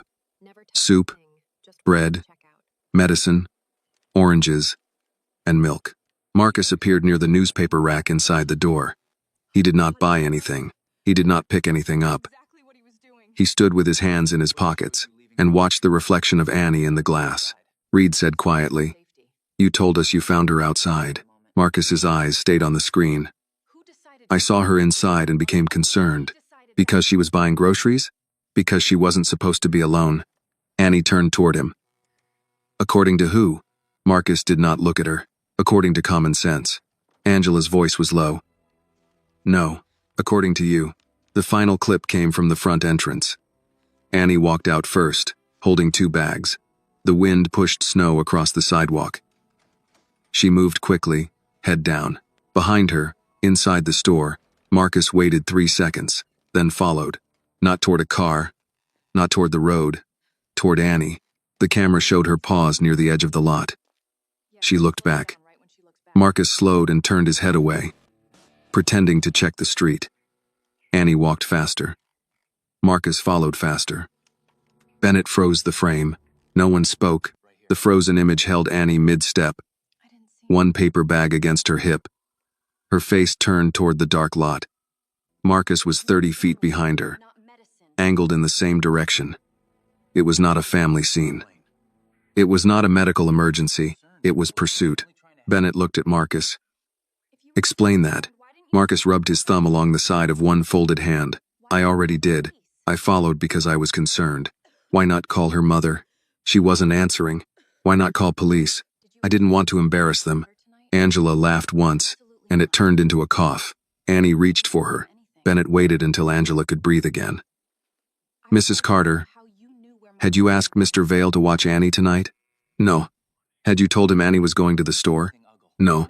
"Did he have any reason to know she would be there?" Angela turned slowly toward Marcus. "That's what I'd like to know." For the first time, Marcus looked at Angela. "You make everything sound ugly." "You made it ugly," she said. His voice softened. "I cared about you. No, you wanted me grateful." That hit him harder than the footage. William saw it. Marcus could endure accusation. He could explain away stalking as concern, false papers as confusion, pursuit as protection, but being seen as needy, rejected, unwanted that got under his skin. Marcus's eyes narrowed. "You think you're better off without me?" Angela did not flinch. "I know I am." Annie gripped her mother's hand beneath the table. Bennett stepped between the line of sight. "Mr. Vale, when did you last contact Angela Carter before tonight?" "I don't remember," Angela said. "This morning." Marcus shot her a look. "A text is not contact." Bennett held out her hand toward Angela. "May I see it?" Angela pulled her phone from her coat pocket. Her fingers were slow from fever. She found the message and slid the phone across the table. Bennett read aloud only what mattered. "You wrote, 'You can stop pretending that girl is a wall between us.'" Marcus's face went still. Annie whispered, "That girl." The words hurt her. William could see it. Not because Marcus disliked her. She already knew that. Because he had reduced her to an obstacle in her own mother's life. Bennett continued. Then another message. "Sooner or later she'll have to step aside." Angela's voice broke. "That's why I didn't answer. I didn't want to feed it anymore." Marcus leaned forward. "You ignore people and then act surprised when they get desperate." Reed's head came up. "Desperate?" Marcus saw the trap a second too late. Bennett's tone stayed even. "Desperate enough to follow Annie from a store? I didn't mean it that way." "How did you mean it?" "I meant Angela has a way of pushing people." William finally spoke. Because Bennett had not told him not to, and because the sentence demanded a witness. "No. She has a way of saying no." Bennett turned her head slightly toward him. "Warning enough." William stopped. Marcus smiled at that. "See? He thinks he knows her now." Angela looked at William, not warmly yet, but without suspicion. Then she turned back to Marcus. "He knows one thing you never learned. No is a complete sentence." Silence followed, the kind that does not need volume. Bennett removed the flash drive and placed it into an evidence envelope. "Mr. Vale, At this point, we have contradictory statements. A false or unverifiable clinic claim. Messages from Mrs. Carter's phone, messages and recordings from Annie's phone, and video showing you following Annie through and out of the store. I'm going to advise you to stop talking until you decide whether you want an attorney. Marcus sat back. Am I under arrest? Not yet. Then I'm leaving. No, Bennett said. You're being detained while I determine charges. His calm finally cracked. For walking in a store? For the totality of the situation. That's a convenient phrase. It's an accurate one. Marcus looked toward Reed. You know what this is. She's making it racial because that's what people do now. White man talks to a black woman, and suddenly he's a predator. Annie recoiled as if he had shoved her. Angela's eyes hardened. Don't you dare. Bennett's face changed for the first time. Not anger exactly. A door closing. Mr. Vale, you are not being detained because you're white. You're being detained because the woman you followed says she doesn't know you. The mother says you have no authority. Your story changed 3 times, and the evidence is lining up against you. Don't insult everyone in this room by pretending accountability is persecution. William saw Reed look down, then back up. The young officer was learning fast tonight. Marcus breathed through his nose, slow and controlled, rebuilding the mask piece by piece. I want my lawyer. Bennett nodded. Good choice. As Reed escorted Marcus out of the conference room, Marcus passed behind Annie's chair. He leaned only slightly, not enough for the officer to stop him, and said under his breath, This isn't over. Annie's shoulders locked. Angela stood so fast the chair scraped. What did you say? Marcus kept walking. Nothing. William had heard it. So had David from the doorway. Bennett looked at William. You heard something? Yes. What? William's eyes stayed on Marcus's back. He told her it wasn't over. Bennett's jaw tightened. Reed, hold him. Reed stopped Marcus in the hall. Marcus turned, eyes flat now. I asked for a lawyer, and you threatened a witness on your way out, Bennett said. That changes the room again. For the first time, Marcus did not smile. Annie sat very still, but her hand found her mother's. William looked at the ruined groceries beside the evidence bag, the phones on the table. The frozen image still burned in everyone's mind, and understood that truth had finally begun to move faster than Marcus could dress it up. But Annie's face told him something else. A man like Marcus did not need freedom to remain dangerous. He only needed people to underestimate what he meant when he said it wasn't over. Detective Bennett had Marcus moved to interview 2 with the door closed and an officer posted outside. That alone changed the station. The air did not become safe, but it became clearer. Marcus could no longer stand in the same room and bend every sentence toward himself. Annie noticed the difference first. Her shoulders lowered a little. Angela noticed second, because mothers often waited to breathe until their children did. Bennett returned to the conference room with a fresh legal pad and a paper cup of coffee she did not drink. She sat across from Annie and Angela, not at the head of the table. William stayed near the door with David behind him, present but not crowding. Annie, Bennett said, I need to ask about the threat in the hallway. Did you hear what Mr. Vale said? Annie nodded. Tell me in your own words. He said this isn't over. Did you understand that as a threat? Annie looked at her mother before answering. Yes. Why? Because he never says the worst thing first. He says something small. Then later he shows you what he meant. Angela closed her eyes for a moment. That's true. Bennett wrote it down. Has he threatened you before in that way? Indirectly? Annie's hands tightened around the blanket. He told me once that girls who get between adults end up regretting it. When was that? Outside the pharmacy, maybe 3 weeks ago. Were you alone? Yes. Angela turned toward her. You never told me that. Annie's mouth trembled. You were already scared. Angela took Annie's hand. Baby. I was scared because I didn't know everything. You don't have to carry pieces of this for me. The room went quiet. William looked away, not because he was embarrassed, but because the moment belonged to them. He had been in enough rooms with lawyers to know the difference between information and pain. This was both. Bennett let the silence sit, then asked, Do you still have the clothes you wore when he came near you at the pharmacy? Annie blinked, surprised by the practical question. I think so. Good. Don't wash them if you wore them again tonight, or if he touched them before. Any contact matters. Any photo matters. Any call matters. I know that sounds small, but small things build strong cases. Angela looked at Bennett. Will it be enough? Bennett did not lie. It may be. It may take work. But tonight is stronger than most first reports. We have video. We have messages. We have the recording. We have his false claim that Annie was his daughter. We have the unverifiable clinic story. We have the threat in the hallway. William heard the shape of it. Bennett was not offering comfort. She was laying boards across water. Reed entered with a printed page. Detective, St. Agnes called back. They won't release full employment details without formal request, but they confirmed Marcus Vale was separated after an internal complaint involving unwanted contact with female staff. They also confirmed Angela Carter was employed there during the same period. Angela's face tightened. They knew.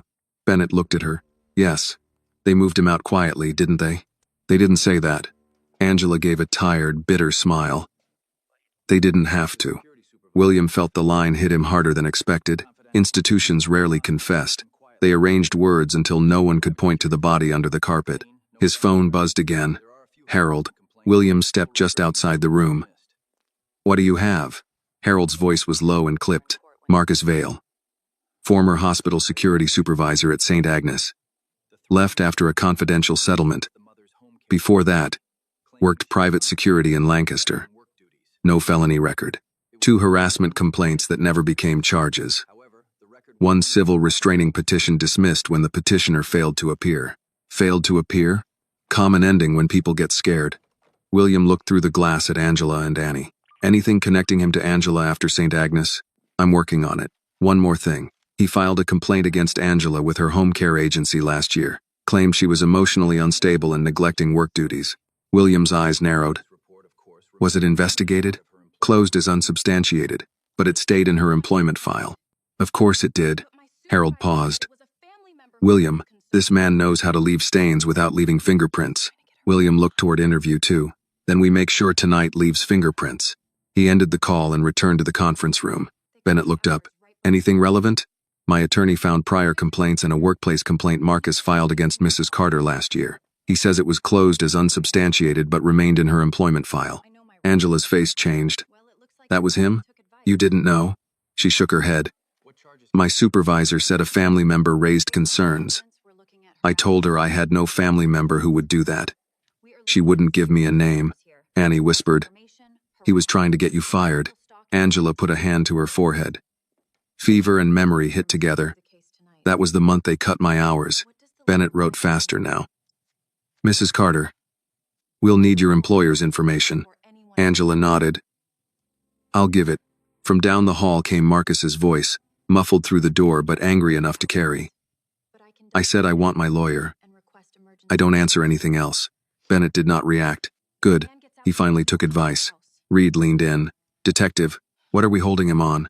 Bennett looked at the evidence envelopes on the table. At minimum, false information to law enforcement, harassment, possible stalking, intimidation of a witness. We'll see what the duty ADA wants tonight. Ada? Angela asked. Assistant District Attorney, Bennett said. I'm going to call one before we release anybody. Annie's head lifted. Release? Bennett's face softened by a degree. I'm not saying he's leaving. I'm saying I don't make promises until charges are approved. What I can do is document everything and request emergency protection. Angela squeezed Annie's hand. If he gets out tonight, he'll come to the house. Then we don't let you go back there unprotected, Bennett said. William spoke carefully. I can arrange a hotel. Angela's eyes went to him at once. Guarded again. No, he nodded. All right. The quickness of his acceptance seemed to surprise her. He continued. Then I can arrange nothing unless you ask. But if you need a room under your name, paid without publicity, my attorney can make that happen. If you don't want that, Detective Bennett can advise you on other options. Angela studied him. You always talk like that? Like what? Like you're trying not to sound like you're giving orders. David looked at the floor to hide a smile. William accepted the correction. I've had too much practice giving them. Angela's expression did not soften, but it changed. At least you know. Annie looked between them, confused by the small human turn in the middle of the nightmare. Sometimes that was how trust began, not with speeches, but with one person accepting a boundary without punishing the person who set it. Bennett's desk phone rang. She stepped out and took the call. Through the open door, they heard parts of her side. Yes. Laura Bennett, Mill Creek PD. I need duty review tonight. Disputed guardianship claim. Stalking indicators. Witness intimidation. Yes, video and digital messages. No. He is not the father. Annie closed her eyes at those last words. Not the father. William wondered how many times she had said it that night before someone in authority said it for her. Angela leaned closer to Annie. You hear that? Annie nodded. She said it. I know. You were right to run. Annie wiped her face with the blanket. I was scared you'd be mad. I dropped the food. Angela stared at her, then pulled her into both arms. Lord, child, I don't care about soup. Annie laughed once through tears, and the sound was small but real. Bennett came back in. The ADA agrees we have enough to hold him pending formal review in the morning. We're processing him tonight. I'm also filing for an emergency protective order. Angela, Annie, you should not return home without an officer present. Angela nodded slowly, absorbing it. Marcus's door opened down the hall. Reed and the older officer brought him out. This time his hands were cuffed in front. The metal looked almost ordinary against his dark coat, but his face had gone pale with anger. He saw Angela first. You'll regret this. Bennett's voice cut through the hall. Add that. Marcus snapped his mouth shut. Then he saw Annie. He did not speak, but he did not need to. His stare carried what his mouth had been denied. William stepped into Marcus's line of sight. Marcus smiled at him. You think you saved them? William said, No. I think they told the truth. The older officer guided Marcus toward booking. His shoes squeaked once on the polished floor, then the door closed behind him.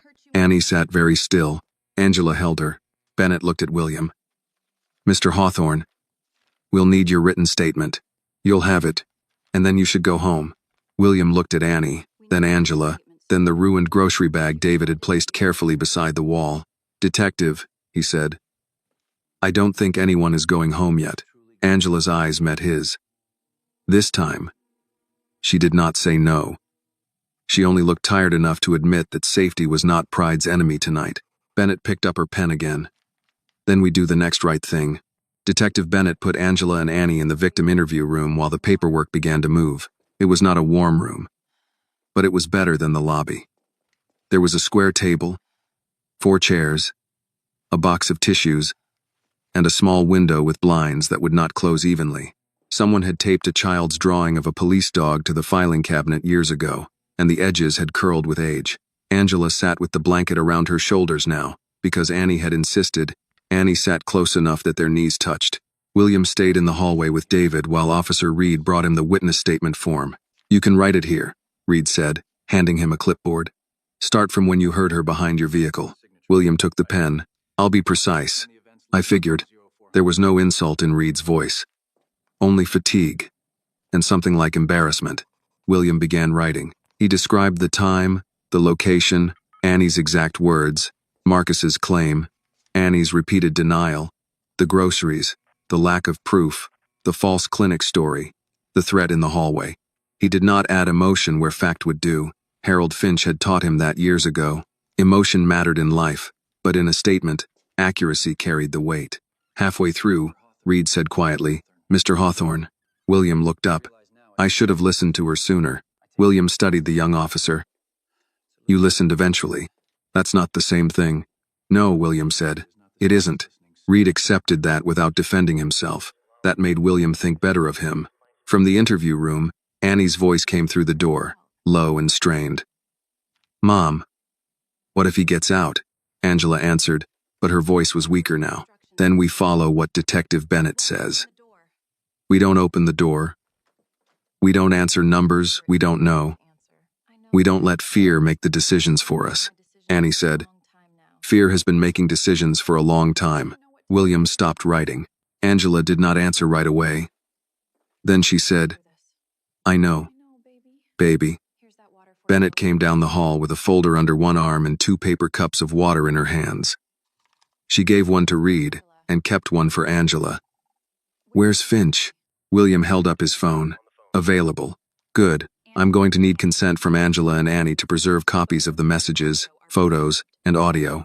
I'd rather do it clean than fight over it later. William nodded. He can listen, but it's their decision. Bennett gave him a quick look, as if she had expected him to overstep and was mildly relieved he did not. She knocked once and entered the room. William remained outside, but the door stayed open. Angela, Bennett said, setting the water down. The ADA approved holding Marcus until morning review. That does not mean the whole case is solved. It means tonight, he doesn't walk out behind you. Annie's shoulders lowered a fraction. Angela closed her eyes. Thank you. Don't thank me yet. We need to build this right. I need copies of Annie's messages, blocked numbers, photos, the recording, and your messages from Marcus. I also need your permission to contact St. Agnes and your current employer for records connected to complaints he made or complaints you made. Angela's face tightened at the word employer. If my agency finds out this is police business again, they may cut my shifts. Maybe, Bennett said.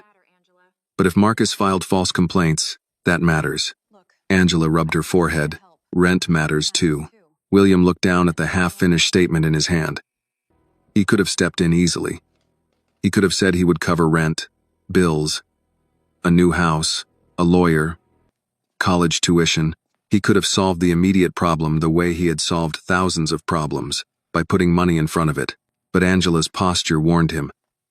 She was not a project. She was a woman trying to keep the shape of her life from being taken by another person. So he said nothing. Annie looked at Bennett. Can he find us if we go home? Bennett did not lie. He knows where you live. Tonight, an officer can escort you. Tomorrow, we can talk about emergency shelter or staying with someone you trust. We don't really have anyone, Annie said. Angela reached for her hand. We have each other. I know, but that's how he kept finding us.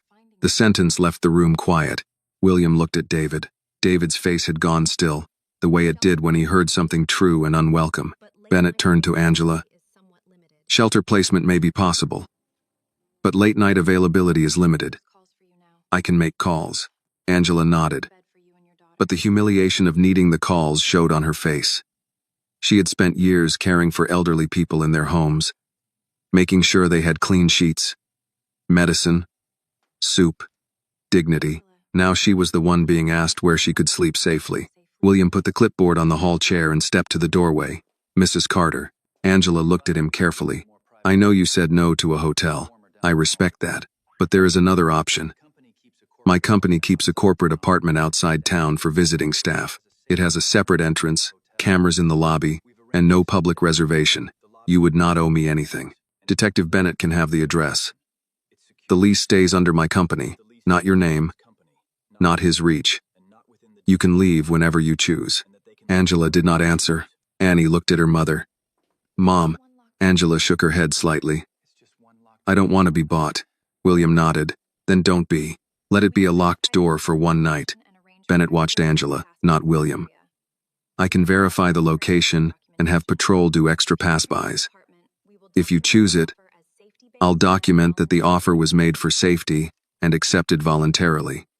Angela looked tired enough to fall asleep sitting up, but her pride was awake. Why? William did not pretend not to understand. Why help? Yes. He thought of Caroline. He thought of all the times he had arrived too late with flowers, checks, apologies, things that filled rooms without changing the past. Because your daughter asked for help, he said. And because once in my life I heard someone ask too late. Angela studied him. Something in her face softened, but only slightly. That doesn't make you responsible for us.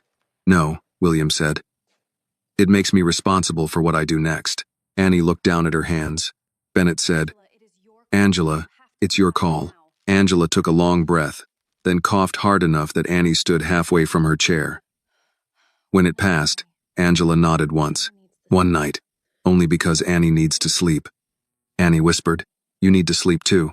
Angela gave her daughter a look. Mothers have given daughters in every kitchen and hospital room in America. Don't start parenting me. Annie almost smiled. The small almost smile moved through the room like a match struck in the dark. Bennett stood. Good. We'll finish the evidence consent. Then I'll send Reed to check the apartment before you arrive. Mr. Hawthorne, I'll need the address. William turned to David. Call the building manager. No names except mine. No publicity. No staff gossip. David already had his phone out. On it. Angela watched that exchange. People do what you say pretty fast. Too fast sometimes, William said. Must be nice. Sometimes. Sometimes it keeps you from learning how to ask. Angela looked at him for a beat longer than before, then looked away. Bennett began the forms. Annie unlocked her phone and placed it on the table. This time, her hand did not shake as badly. Down the hall, a booking door opened and closed. Marcus's voice rose once, then was cut off by another door. Annie heard it. Her shoulders tightened, but she did not pull the phone back. Bennett noticed. You're doing fine. Annie swallowed. I don't feel fine. You don't have to. William picked up his statement again and signed at the bottom. Through the open door, he watched Annie scroll through messages she should never have had to save. Watched Angela sit upright on the last of her strength. Watched Detective Bennett turn fear into pages, copies, timestamps, and case numbers. It was not dramatic. It was not clean, but it was how truth learned to survive the night. When William handed his statement to Reed, the young officer read the first line and looked up. You wrote her exact words. Yes. Reed nodded. Good. William looked back toward Annie. A few hours earlier, she had been a frightened girl behind his car, begging not to be found. Now her words were in an official record. Her evidence was being preserved, her mother was beside her, and Marcus Vale was behind a locked door. It was not justice yet, but it was no longer silence. Officer Reed drove ahead to check the apartment, while Detective Bennett kept Angela and Annie at the station until the building manager confirmed the unit was ready. It was almost 11 by then. The station had grown quieter, not peaceful, just tired. Phones rang less often. A janitor pushed a mop down the far hallway. Somewhere behind a locked door, Marcus Vale had stopped talking. That silence bothered Annie more than his voice had.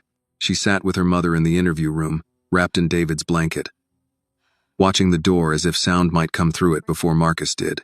Angela had taken 2 aspirin from a packet Bennett found in the break room. Her fever had not broken, but her eyes were clearer. She kept one hand on Annie's knee, thumb moving back and forth the way she had done when Annie was small and afraid of thunder.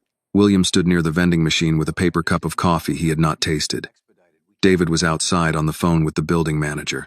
Bennett was at her desk, filling out forms that turned the worst night of Annie's life into case numbers, timestamps, and signatures. Harold Finch called again. William answered. What now? St. Agnes will not release the settlement file without pressure. But I found the attorney who represented one of the women who complained before Angela. Retired now. He remembers Vale. Can he help? Maybe. He said Vale had a pattern. Friendly help, unwanted attention, then punishment when refused. Nothing dramatic enough for a jury at first, which is why he kept getting away with it. William looked through the glass at Annie leaning against Angela. That sounds like him. There's more, Harold said. Vale filed a small claims case 3 years ago against a woman in Lancaster. Claimed she owed him money for repairs he'd made around her house. She said she never asked for the work. Case dismissed, but he used the filing to keep her coming to court. Control through paperwork. Exactly. William, be careful. He may not have money, but he understands systems well enough to weaponize them. William watched Bennett staple the protective order request. So do we. Harold gave a dry breath. That sentence worries me when you say it. I'm not buying the police department. Good, don't buy the family either. William said nothing. Harold softened. I know what you're thinking. No, you don't. I knew Caroline. William looked down at the coffee. The station's fluorescent lights reflected in the dark surface. Then you know why I'm still here. I do. But Angela Carter is not Caroline. And Annie is not a second chance you can own. Help cleanly. Step back when asked. William closed his eyes for a moment. She already told me no once. And you survived it. A corner of William's mouth moved. Barely. Good. Then you're learning. The call ended as Detective Bennett approached. Your apartment checks out, she said. Reed says the lobby camera works, back entrance locks properly, and the unit is empty. 2 bedrooms? Yes. Good. I'll have a patrol car sit nearby for the first hour. After that, pass. Buys through the night. The protective order request is filed electronically, but the judge may not sign until morning. Marcus is being held, so tonight's immediate risk is lower. Lower isn't gone, William said. No, Bennett said. It never is. Angela appeared in the doorway with Annie beside her. Detective? Bennett turned. Yes. What happens to him in the morning? The ADA reviews the charges. He may be arraigned. Bail depends on the judge, the charges, his record, and how the ADA argues risk. So he could walk out. He could, Bennett said. Not tonight, but eventually, yes. Annie's fingers tightened around the blanket. William expected Angela to demand a promise Bennett could not make. She did not. She only nodded, as if adding another fact to a life already built around hard facts. Then we need to be ready before he does, Angela said. Bennett looked at her with respect. Yes, ma'am. That ma'am was different from Reed's earlier one. It did not delay belief. It offered it. David came in from the side door, brushing snow from his coat. Apartment's ready. Building manager will meet us in the garage, not the lobby. No staff except him. Angela looked at William. Garage? Private entrance, he said. No front desk. She studied his face. You thought of that? David did. David shrugged. Too many cameras in lobbies end up on the internet. Annie looked at him. You think somebody would post us? David's face did not change. People post car accidents before they call ambulances. Angela sighed. He's right. Bennett handed Angela a folder. Copies of the emergency information. My card. Reed's card. Victim services number. And instructions. Keep your phone charged. Don't answer unknown numbers. If Marcus contacts either of you directly or through someone else, screenshot it and call me. Annie took the folder for her mother. What about my phone? You copied everything? Yes, Bennett said. And you keep the original. Don't delete. Don't respond. Annie nodded. Reed returned a few minutes later, stamping snow from his boots on the mat. He looked younger than he had in the parking lot, maybe because the certainty had worn off him. Apartment's clear, he told Bennett. Then he looked at Annie and Angela. I'll escort you over, Angela said. Officer Reed. He stopped. I was angry earlier. You had reason. I'm still angry, she said, but you listened before it was too late. So thank you. Reed swallowed. I should have listened faster. Angela held his gaze. Next time, do. Yes, ma'am. That was the second lesson of the night, and William hoped the young officer carried it longer than the paperwork. They left through the side entrance to avoid the front windows. The cold hit them again. Sharper after the station's stale heat, Annie paused on the sidewalk when she saw the small trail of footprints leading toward the booking entrance where Marcus had been taken. They were already filling with snow. Angela touched her arm. Don't look at his tracks, Annie whispered. I keep thinking he'll come out. He won't tonight. You don't know that. No, Angela said, but I know you're not behind that car anymore. William heard it and looked away. Some sentences belonged inside a family. The drive to the apartment took 7 minutes. Reed's cruiser led. William's SUV followed, and another patrol car trailed behind. Mill Creek's downtown slid by in dark storefronts and holiday lights left up past the season. A diner sign glowed red at the corner. A church marquee read, Be kind whenever possible. William thought of how cheap kindness looked on signs and how costly it became in parking lots. The corporate apartment was above a renovated bank building on Cedar Avenue, one town over from Marcus's usual routes. The garage door opened before they arrived. The building manager, a thin man in a puffer jacket, handed David 2 key cards and did not ask questions. Unit 4B, David said. Elevator from the garage only at this hour. Reed went up first, checked the hallway, then waved them on. Angela moved slowly now. The fever had taken what the adrenaline had loaned her. Annie kept one arm around her waist. William followed several steps behind, carrying the replaced grocery bag David had packed from an all-night convenience store on the way. Soup, bread, cold medicine, oranges, milk. Angela noticed when they entered the apartment. It was clean and quiet, with beige furniture, a small kitchen, 2 bedrooms, and windows looking over a street where snow softened the parked cars. There were no family photos, no history, no warmth except the heat coming from the vents, but the door locked. That mattered tonight. William placed the grocery bag on the kitchen counter. David stopped for these. Angela looked inside. The same items Annie had dropped. Her face shifted. You didn't have to do that. No, William said, but dinner still mattered. Annie touched the loaf of bread, as if it were proof the night had not taken everything. Reed stood near the door. I'll be downstairs for a while. Detective Bennett will call in the morning. Angela nodded. Thank you, officer. When Reed left, the apartment became quiet. David handed William one key card and gave the other to Angela. "This one is yours. Mr. Hawthorne doesn't need to come in unless you invite him." Angela looked at David, then at William. "You trained him well?" David answered before William could. "No, ma'am. Life did." That earned the faintest smile from Angela. William moved toward the door. "I'll leave you both to rest. My number is in the folder. So is David's. Use Bennett first for police matters. Use us for logistics only." Angela walked him to the door, slowly. Annie stayed by the counter, opening the soup with shaking hands that were finally allowed to be useful again. At the threshold, Angela said, "Mr. Hawthorne, William is fine." "Not yet." He nodded. "Fair." She looked tired, proud, suspicious, grateful, and unwilling to be any one thing too fully. "I don't know what to make of you." "Neither do I tonight." That surprised a small laugh out of her. Weak but real. Then she grew serious. "Thank you for stopping when I said no. A lot of men hear no as the start of an argument." William glanced back toward Annie, then met Angela's eyes. "I'm learning to hear it as a full sentence." Angela held the door with one hand. "Good night, Mr. Hawthorne." "Good night, Mrs. Carter." The door closed between them. William waited until he heard the lock turn. Only then did he step back. David stood by the elevator. "Hotel?" William looked at the closed apartment door. Behind it, a mother was sick, a daughter was safe for one night, and a can of soup was probably being opened with more meaning than most men gave to banquets. "Not yet," William said. "We wait in the garage until Reed leaves." David nodded as if he had expected that. They rode the elevator down in silence. Outside, the snow kept falling, covering the streets, the tire marks, the footprints, and everything people wanted hidden by morning. But in an evidence room at Mill Creek Police Department, a receipt, a video file, and a young woman's words had already been saved. Marcus Vale could still lie. He just no longer had the night to himself. By midnight, Annie had stopped shaking, but she had not fallen asleep. She sat at the small kitchen table in the apartment, with a blanket around her shoulders and a bowl of soup cooling in front of her. Angela had eaten half a slice of toast, taken medicine, and finally let Annie guide her to the bedroom.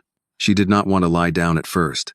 Mothers could be stubborn in the face of fever, especially when fear had convinced them that sleep was a kind of negligence. But Annie stood in the doorway with the same look Angela had used on her for years and said, "Please, Mom, just close your eyes for 10 minutes. Angela had closed them. 10 minutes became 20. Now the apartment was quiet except for the heater and the soft hum of the refrigerator. Outside the window, Cedar Avenue lay under fresh snow. A patrol car sat across the street for the first hour, then drove away slowly, leaving 2 clean tracks behind. Annie watched until the taillights disappeared. She did not like that.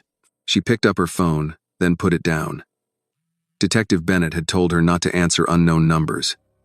Do not delete. Do not respond. Screenshot everything. The rules were simple. Following them was harder, because every buzz from the phone felt like a hand reaching through the wall. It buzzed once. Annie froze. The screen lit up. Unknown number. She did not touch it. She only leaned close enough to read. "You think locked doors change anything?" For a moment, she could not breathe. Then another message appeared. "Ask your mother what happens when people embarrass me." Annie stood so fast the chair scraped the floor. The sound carried into the bedroom. Angela coughed once but did not wake. Annie took a screenshot the way Detective Bennett had shown her. Her fingers were steadier than she expected, and that scared her too. A person should not become practiced at being threatened. She called Bennett. The detective answered on the second ring, her voice alert but rough with fatigue. "Bennett, it's Annie," he texted. "Are you safe?" "I'm in the apartment. Door locked. My mom's asleep." "Good. Do not answer him." "Did you screenshot?" "Yes. Send it to me." "I'm calling the station now." Annie swallowed. "He's locked up, right?" "He was when I left." "Then how is he texting me?" Bennett did not answer immediately, and the silence told Annie enough. "Detective, he may have scheduled messages. He may have another phone. He may have someone else sending them. We'll find out. Stay away from the windows. Wake your mother if you need to, but don't panic her unless there's immediate danger." Annie looked toward the bedroom door. She finally fell asleep. "Then let her sleep for now. I'm sending a unit back to your building." After the call ended, Annie stood in the kitchen with her phone in her hand and the soup cold on the table. She wanted to be brave. She was tired of being brave. Both things were true. Down in the garage, William had not left. David sat behind the wheel with the SUV turned off. William sat in the back, coat open, tie loosened, phone on his knee. The garage lights buzzed overhead. Every few minutes, a pipe clicked somewhere in the ceiling. Reed's patrol car had left 8 minutes earlier. William had watched it go and felt the old familiar irritation of relying on systems that moved in shifts. David looked at him in the mirror. You should sleep. So should you. I'm paid not to. That doesn't make it noble. No, sir, just familiar. William almost smiled. His phone rang before he could answer. Bennett. He picked up. Detective.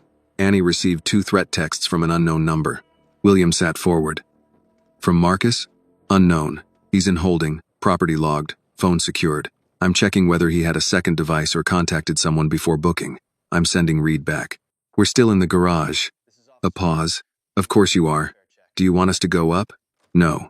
I want you to stay exactly where you are unless there's an emergency. If you rush upstairs, you become part of the disturbance. Let my officer handle the welfare check.